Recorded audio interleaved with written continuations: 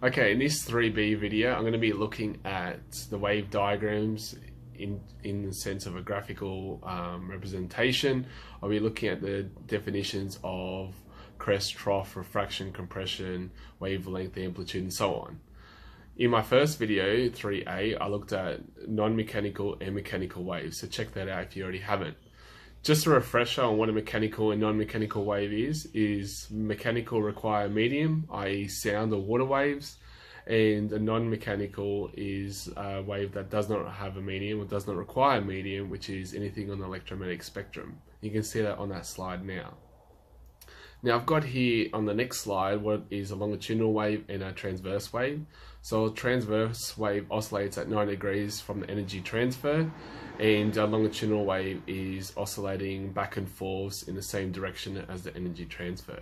You can see here the differences where wavelength is located and so on. Now, in measuring the features of mechanical wave, it can be represented by a graph.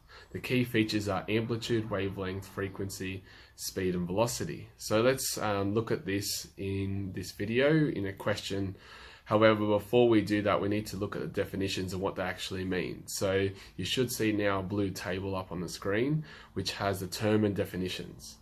Now, they're not in the correct order, and if you want to pause this video now and see if you can put the term and definitions in the correct order, I'll answer that in about 3 seconds. So here's the opportunity to press pause.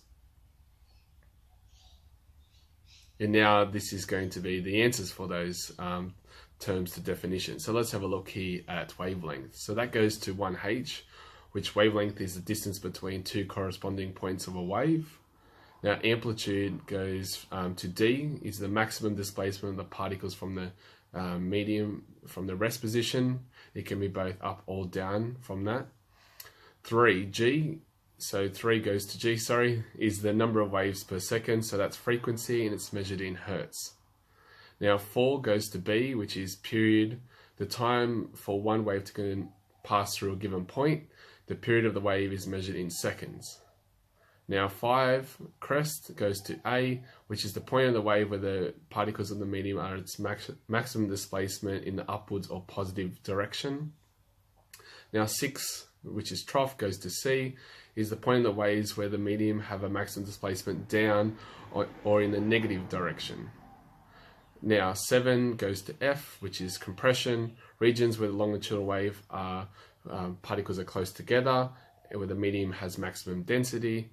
And 8 is refraction, goes to E, which is the regions where the particles are spread apart and have minimum density. Okay, that was a handful, and let's go and look at how to solve these mathematically and on a graph. So to find the period and frequency, use the following equations. Now T is the period of the wave and F is the frequency of the wave, and the units are there respectively.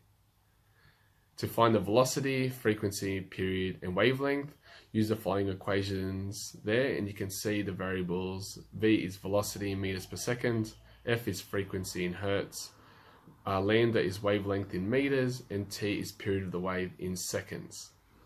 So let's answer a question here. So the graph shows the displacement of a particle in several waves, each with a wavelength of 1.25 meters. Determine for each of the wave the A, period, B, frequency, C, wavelength, D, amplitude, and E, speed or velocity. I prefer to use velocity.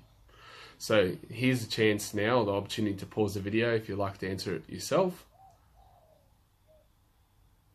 Okay, now we're going to answer this very quickly, and you'll see here that the period is 8 seconds as shown in the graph to complete one wave cycle.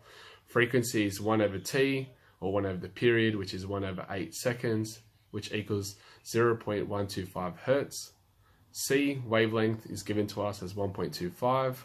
D is the amplitude is 3 meters. You can see that by the height of the wave, or even below in the trough there. E, velocity, equals F lambda, so 0.125 hertz times 1.25 meters, and you'll get 0.156 meters per second. I hope you enjoyed watching this video. I'm going to create many more in this Module 3 Waves and Thermodynamics playlist. If you haven't checked my previous playlists on kinematics and dynamics, please do so now. And if you already haven't, please subscribe.